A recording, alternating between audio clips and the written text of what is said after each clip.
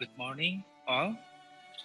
My name is Weki Wijaya, the student of ITNI MBA 2021.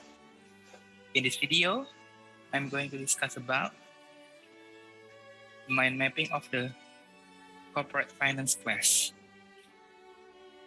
So I'm trying to prepare the mind mapping in a structured way, such as you can see on the screen.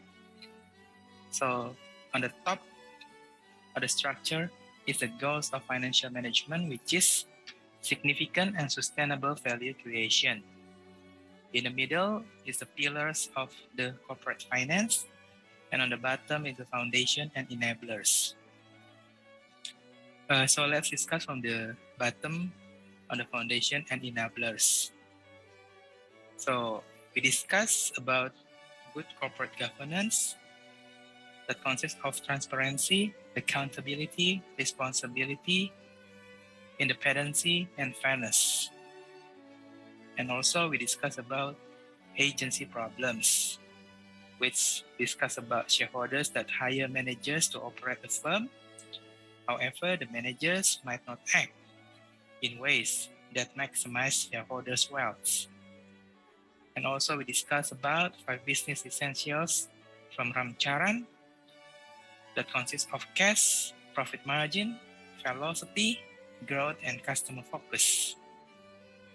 And this is maybe the most important concept in corporate finance, which is the value of money. When receiving $1 today is worth more than $1 in the future due to opportunity costs. And also we discuss about 4 cornerstones of corporate finance that consists of the core of value principle, the conservation of value principle, the expectation, treadmill principle, and the best owner principle. Also, we can see that we also have the wisdom enabler, which is I got it from the podcast from my professor, which is consists of watak, which is mengenali situasi sekarang or SWOT analysis. I is the impian and ingin. S is the strategy or the way from the beginning point to the end point. D is didik, how to buy, how to analyze, and how to apply. O is otak-otot orang. So we need to kerja cerdas, kerja keras, dan kerjasama. M is meter, monitor, and management. So we have to have the ukuran, monitor, pencapaian, dan kelola ulang or the management. And also we need to avoid the 3 ta or 3 ta, which is tamak, takut, and finally tamat doing your investment. And on the first pillar, we also discuss about the security analysis, fundamental analysis that consists of global and domestic economy, industry analysis, company analysis that consists of understanding financial statement analysis, ratio analysis, which is consists of liquidity ratio, profitability ratio, efficiency ratio, and leverage ratio. And also we discuss about the technical analysis, which is finding repeated patterns in the price graph that consists of momentum versus reversal, uptrend and downtrend, support and resistance, moving average, etc. And then we also discuss in the second pillar, which is risk and return analysis. We discuss about capital budgeting that consists of a payback period. However, this method not consider time value of money, not consider required rate of return, not consider all cash flow during the project. And we also discuss about NPV, which is the present value of all cash flow, whether it is positive or negative. And then we also discuss about PI, present value of all cash inflow divided by initial outlay. And we also discuss about IRR, which is the discount rate that makes NPV equal to 0. And then NPV versus IRR, NPV better because NPV reinvested cash flow at required rate of return, while IRR reinvested are at IRR. We also learn about the rule of 72,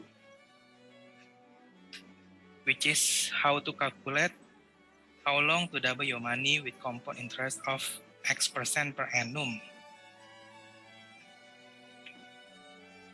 And then we also discuss about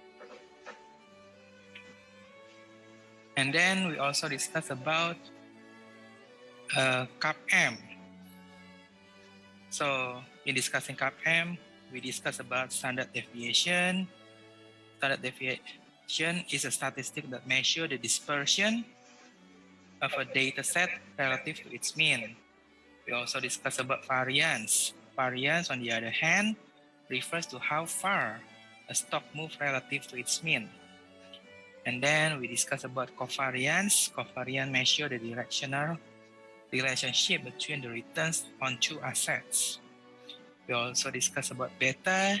Beta is a measure of the volatility or systematic risk of a security or portfolio return compared to the market return as a whole. We also discuss about required rate of return or RROR. So based on CAPM, RROR are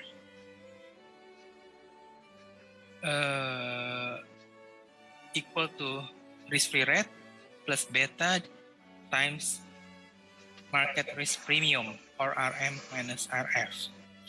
And so we also discuss about the WACC, which is the weighted average cost of capital. And then we also discuss about the EMH from Eugene Fama, or efficient market hypothesis, that stated prices already reflects all available information. Thus, the price is fair. It is neither too low or too high. So in other terms, we cannot beat the market. You cannot beat the market. So it has three levels: weak, strong, and weak, semi-strong, and strong. And so we also discuss about the random walk. So Eugene Fama stated that future market price cannot be predicted based on available information. So investment in this market has zero NPV. And then we also discuss about the portfolio simulation.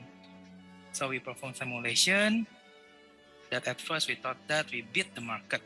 However, after adjusted for risk, our portfolio turned out to be below the market. And it proved the EMH is applicable and hypothesis is accepted. And then for the third pillar, we discuss about the capital structure and restructuring. So we discussed about the Modigliani-Miller theorem of capital structure that stated a market value of a company is correctly calculated as the present value of its future earnings and its underlying assets, and is independent of its capital structure. And then we also discuss about dividend policy. So is it better to pay dividend? So we have to factor that affect the dividend policy, which is tax and agency problem. And then we also discuss about the LBO, or leverage buyout, where we discuss about the optimal capital structure and the tax benefit, financial distress, and also the conglomerate discount. And then we discuss about the fourth pillar, is international finance and derivative. So in the international finance and derivative, we discuss about the exchange rate, We cover the topic of interest rate parity, purchasing power parity, international Fisher effects. And also we discuss about the derivative. So we discuss about arbitrage, which is the price discrepancy of product in different locations. And we discuss about forward, that is a contract between to buy or sell an asset at a specified price on a future date. And then we discuss about future, which is a forward contract that is traded in organized market. And then we discuss about option, which is the right to buy or sell an asset at predetermined price in the future. And also we discuss about the Black-Scholes formula. So the professor taught us about the application of derivative valuation, and it is very useful in practice. And that's all the structure of the mind mapping. And let's not forget that to study corporate finance, we also have to enjoy the process. Okay, thank you very much. That's all from me.